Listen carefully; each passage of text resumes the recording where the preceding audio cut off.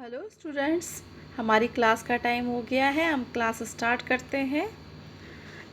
इसमें आज हमारा टॉपिक है स्वपरागण।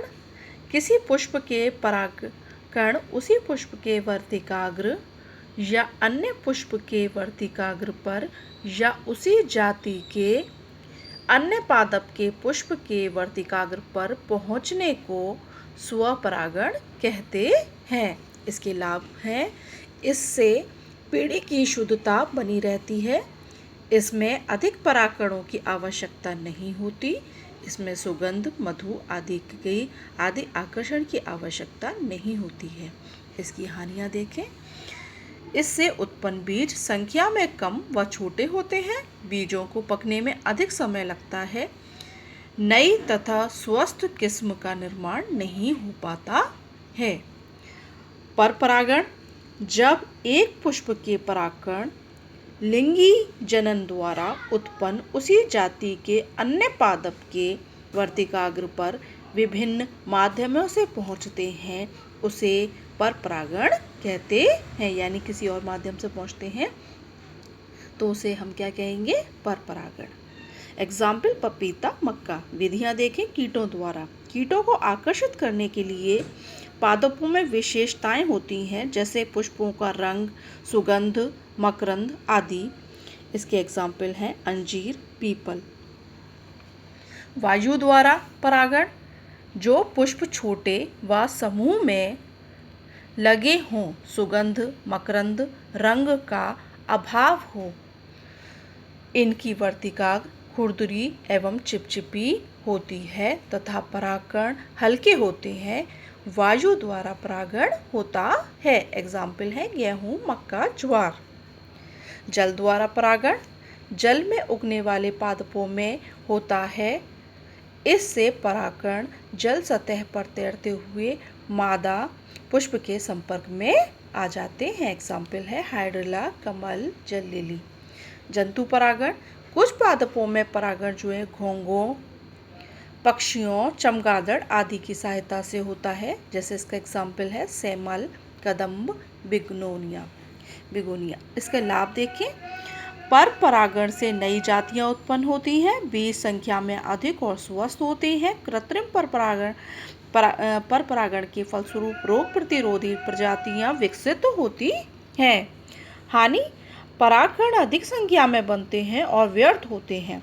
परागकण जो है गंध और मकरंद बनाने के लिए बहुत अधिक ऊर्जा व्यय करते हैं।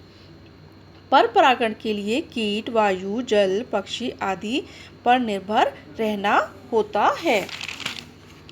निषेचन। इसके बाद तीसरा चरण क्या है हमारा? निषेचन है। परागण के पश्चात परागकण वर्तिकाग्र पर पहुंचते हैं, जहां परागकण का अंकुरण होता है, अर्थात जनन छिद्र से परागनलिका बनती है, जो बीजांड द्वारा बीजांड में प्रवेश करती है, जहां नर युग्मकों को मुक्त कर दिया जाता है, जो संलयित होकर क्या बनाते हैं? जाइगोट बनाते हैं। इसे ही हम निषेचन कहते हैं। इसमें दो प्रकार के निषेचन होते हैं। पहला अपन देखते हैं द्विनिषेचन। पराग नलिका से दो नर युग्मक मुक्त होते हैं, जिसमें से एक नर युग्मक एक अंड कोशिका से जुड़ जाता है, यानी संलयन हो जाता है और जाइगोट बनाता है।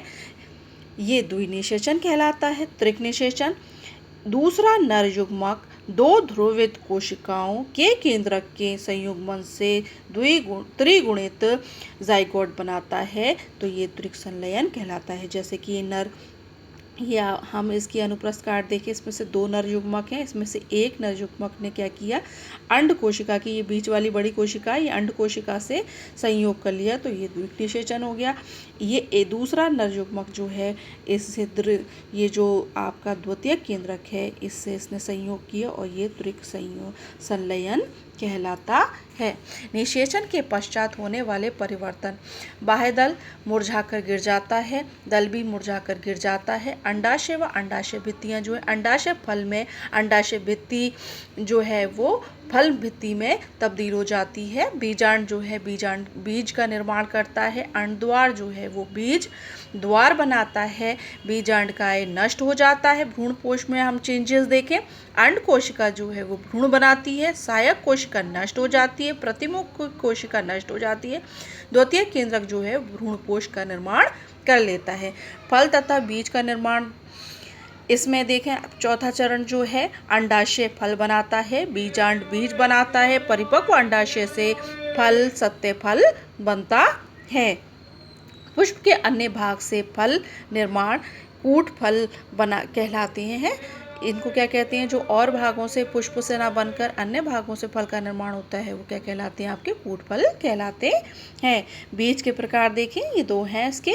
अभ्रूणपोषी बीज, भ्रूणपोष अनुपस्थित होता है, भोजन का संग्रह बीज पत्रों में होता है। एग्जाम्पल हैं चना, मटर, दालें, सेम आदि।